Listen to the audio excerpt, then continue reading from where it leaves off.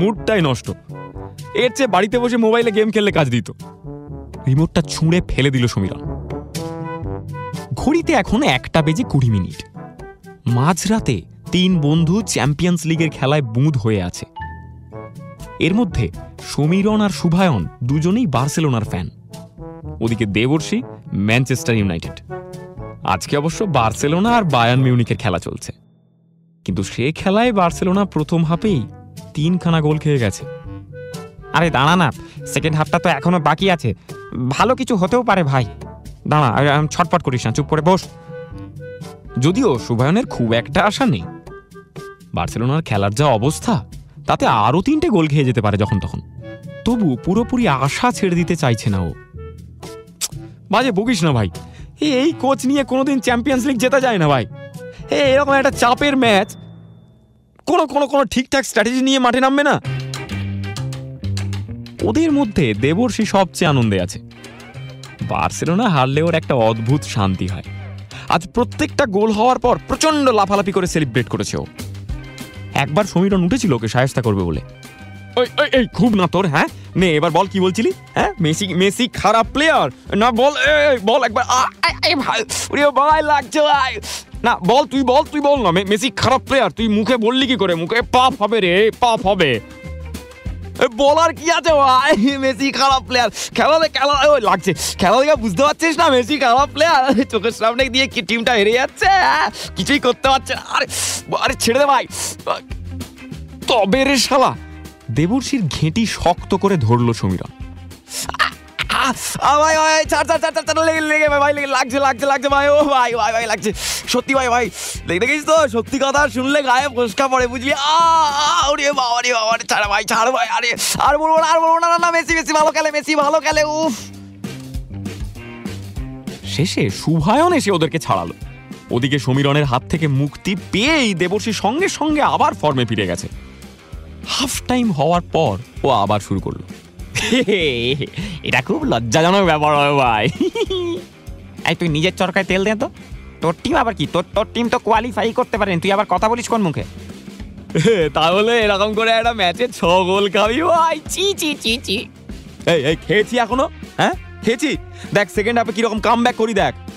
ঠোঁট চেপে হেসে উঠলো দেবর্ষী। থাক ভাই, এর চেয়ে বল আমি এইচএসে ফার্স্ট হবো, তাও বিশ্বাস করে নেব। কিন্তু বার্সেলোনার কামব্যাক যাতা কথা বলছে ভাই। বার্সেলোনার কামব্যাক ভাই, যাতা বলছি ভাই। তুই শালা তুই এইচএসে ফেল করবি, বুঝলি তো? মেসি পাপ দেবে তোকে, এইচএসে ফেল করবি আমি বলে দিলাম, দেখিস। এই রকম কথাবার্তার মধ্যেই সেকেন্ড হাফ শুরু হয়ে গেল। কিন্তু সেখানে আর এক বিপর্যয়। খেলা শুরু হওয়ার কিছুক্ষণের মধ্যেই আরো 2খানা গোল খেয়ে গেল বার্সেলোনা। দেখে মনে হচ্ছে যেন ওদের খেলার ইচ্ছেটাই নেই। এই রকম অবস্থা দেখে দেবর্ষীও টোন টিটকিরি করা বন্ধ করে দিয়েছে। সমীরণ আর শুভায়ন শুধু কাঁদতেই বাকি রেখেছে। বেকার খেলা, বেকার, একদম বেকার, একদম। বাপের জন্মে এরকম কাউকে খারাপ খেলতে দেখিনি। এটা খেলা হচ্ছে, পায়ে বল নিতে জানে না, খেলা খেলার। এই বলতে বলতে টিভিটা বন্ধ করে দিল সমীরণ। শুভায়ন পাথরের মতো বসে আছে খাটের এক কোণে। খেলার ফলাফল বায়ার্ন মিউনিখ 7, বার্সেলোনা 1। এখনো 10 মিনিট বাকি আছে, কিন্তু বাকি খেলা দেখার সাধ্য ওদের কারোরই নেই। খেলাটা না দেখলেই হতো, বেকার পরীক্ষা শেষের আনন্দটা পুরো মাটি হয়ে গেল। অবশেষে কথা বলল শুভায়ন। তুই না দেখে থাকতে পারতিস? কবে থেকে এই খেলাটা দেখবো বলে প্ল্যান করেছি বলতো? ভাই ভেবেই রেখেছিলাম যে হেরে যাব, কিন্তু তাহলে এইভাবে এটাতে গো হারান হার বলে এটাকে ভাই। শোন না ভাই, বলছি কাটা শোন, এখন এটা ভাবলে শুধু মন খারাপই হবে, এটা কাটা, এসব নিয়ে ভাবিস না।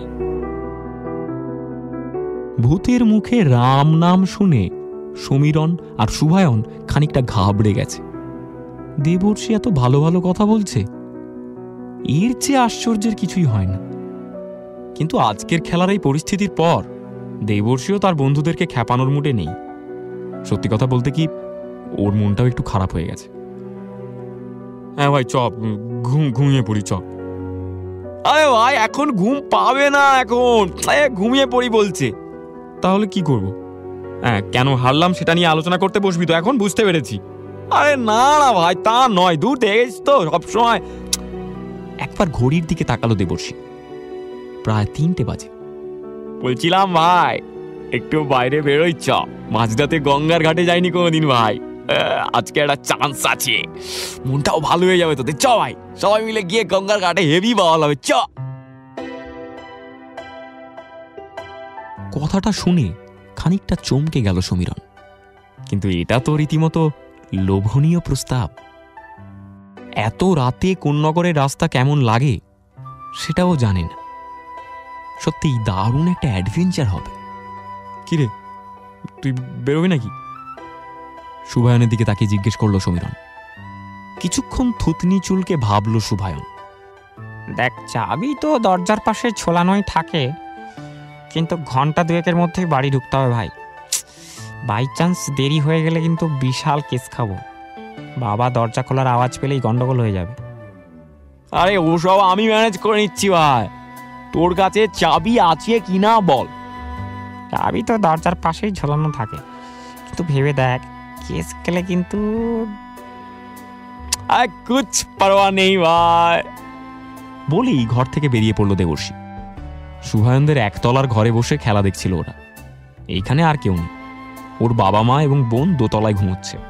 একটু কায়দা করে দরজা খুলতে পারলেই আর কোনো চাপ নেই। আর ফেরার ব্যাপারটা তো খুবই সহজ, এমনিও 1-1.5 ঘন্টার বেশি ঘাটে থাকবে না ওরা। তোরা বেরোই না? হ্যাঁ হ্যাঁ, চল চল। এই বলে শুভায়ন আর সমীরণ ঘর থেকে বেরিয়ে পড়ল। সবকিছুই প্ল্যান মাফিক হলো। একেবারে নিঃশব্দে 3 বন্ধু বাড়ির বাইরে বেরিয়ে পড়েছে।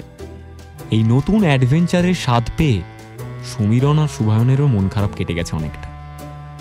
ওরা যখন গঙ্গার ঘাটে গিয়ে পৌঁছলো তখন 3:30 বাজে। গোটা শহর তখন গভীর ঘুমে আচ্ছন্ন। ঘাটে ওরা 3 জন ছাড়া আর একটাও লোক নেই, শুধু কয়েকটা কুকুর এদিক ওদিক টহল দিয়ে বেড়াচ্ছে। 3 জনে একটা সিঁড়িতে বসে পড়ল। বহুদিন ঘাটে আসছে ওরা, কিন্তু এই জায়গাটাকে এত সুন্দর কোনোদিনই লাগেনি ওদের। বেশ কিছুক্ষণ কেউ কোনো কথা বলল না।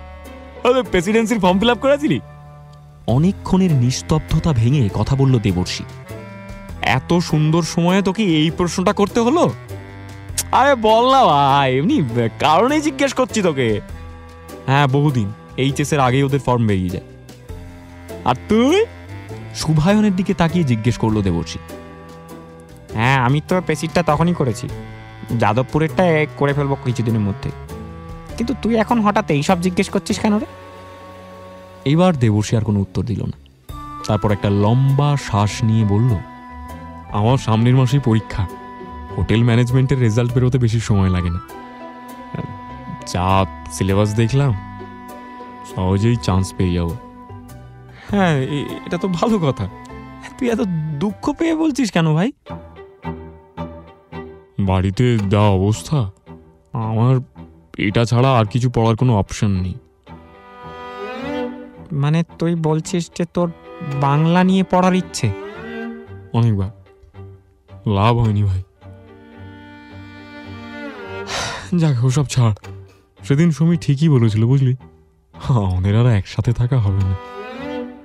দেবর্ষী খুব একটা ভুল আন্দাজ করেনি। এইখান থেকে আমাদের গল্পের নায়ক আর তার 2 প্রিয় বন্ধুর একরকম বিচ্ছেদ হয়ে যাবে।